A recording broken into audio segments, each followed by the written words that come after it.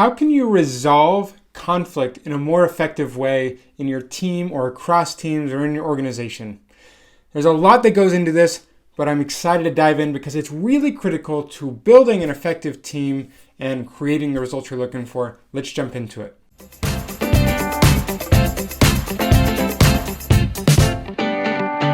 So conflict often gets a bad rap, and sometimes we look at conflict as always a bad thing, but we can also look at conflict as an opportunity to work through problems and build trust in the end. When you can do that, you can build a more successful team, and even if it's just a one-on-one conflict, a more effective relationship because you're working through that challenge. So it is a challenge, but we can see it as an opportunity. So I want to give you just a few tips on how you can more effectively build trust and move through a conflict in an effective way in your workplace. So number one is to appropriately acknowledge the conflict.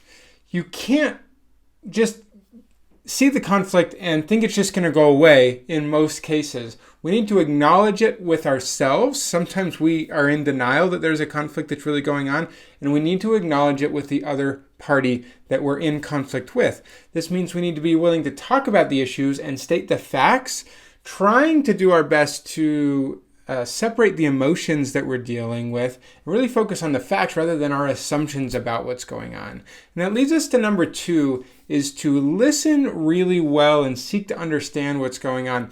Once we've really acknowledged that the conflict is happening, we need to really seek to understand and listen to what the party, the individual or the team that we're in conflict with is really experiencing from their side. So we need to ask some great questions, listen effectively in a way that we can seek to understand so well that we could even describe what their side of the story is in a way that we could almost argue for them, right? When you can understand it that well, then you can feel like you truly understand what they're trying to do and what they're trying to accomplish, rather than just what you are trying to accomplish.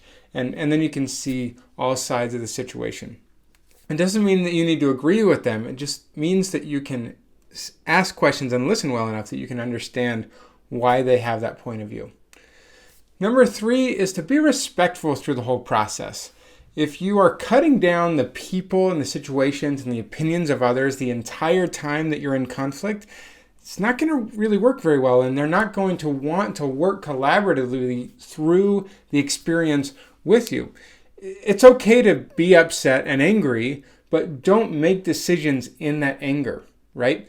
We don't want to be name calling. We don't want to make personal attacks or disrespecting in any other way, certainly backbiting or back-talking with other people.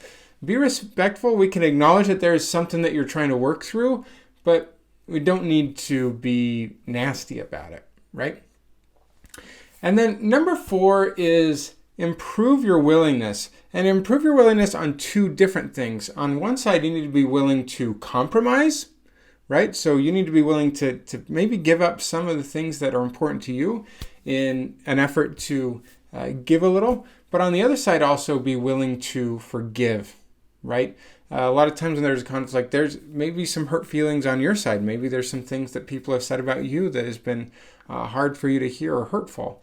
But to move through it effectively, we need to be willing to forgive. So if you're willing to give up something, and that shows your willingness to really collaborate with them and then really forgive, this doesn't mean that you need to forget what happened, right? But does mean that we need to let go of those negative emotions that are fueling the conflict in a negative way and move on effectively so we can allow the disagreement to happen, move through, make a decision together, and move forward with a commitment with a better way forward, and then move on, right? Let go of those things and seek to improve things for the better as you move forward. Because it's going to be better for you, it's going to be better for them, it's going to be better for everyone if you can do that. So I hope these tips have been helpful for you to acknowledge the conflict, listen effectively, be respectful, and improve your willingness to compromise and forgive.